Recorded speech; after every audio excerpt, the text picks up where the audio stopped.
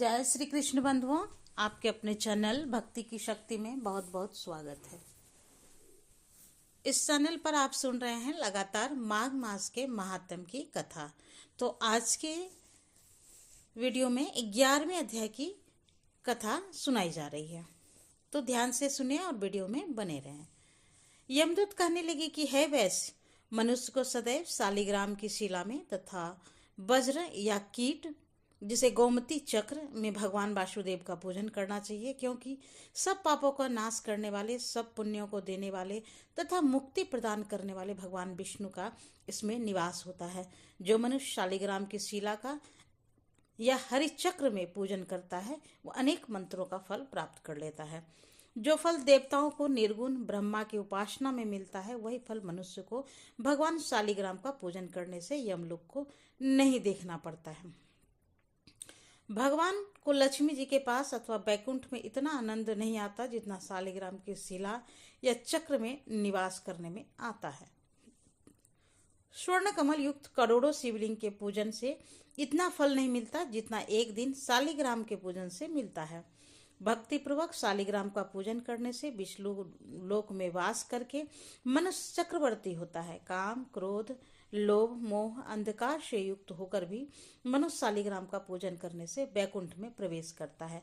जो सदैव शालिग्राम का पूजन करते हैं वह प्रलय काल तक स्वर्ग में वास करते हैं। जो दीक्षा, नियम और मंत्रों से चक्र में बलि देता है वो निश्चय करके विष्णु लोक को प्राप्त होता है। जो शालिग्राम के जल से अपने शरीर का अभिषेक करता है वह मानो संपूर्ण तीर्थों में स्नान करता है। गंगा, रेवा, गोदावरी सबका जल शालिग्राम में वास करता है। जो मनुष्य शालिग्राम की शिला के सम्मुख अपने पिता का श्राद्ध करता है उसके पितर कई कल्प तक स्वर्ग में वास करते हैं। जो लोग नित्य शालिग्राम की शिला का जल पीते हैं उनके हजारों बार पंचगव्य पीने से क्या प्रयोजन। यदि शालिग्राम की शिला का जल पिया जाए तो सहस्त्रों तीर्थ करने से क्या लाभ। जहाँ पर शालिग्राम है वह स्थान तीर्थ स्थान के समान ही है। वहां पर किए गए संपूर्ण दान होम करोड़ों गुना फल को प्राप्त होता है।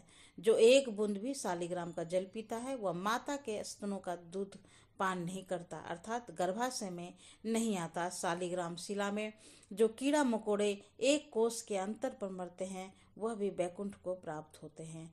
जो फल वन में तप करने से प्राप्त होता है वही फल भगवान को सदैव स्मरण करने से प्राप्त होता है। मोहवश अनेक प्रकार के घोर पाप करने वाला मनुष्य भी भगवान को प्रणाम करने से नरक में नहीं जाता।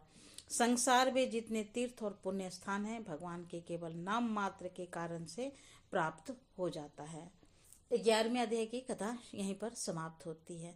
तो फिर मिलते हैं एक नए वीडियो में नई जानकारी के साथ। तब तक के लिए नमस्कार। Thanks for watching.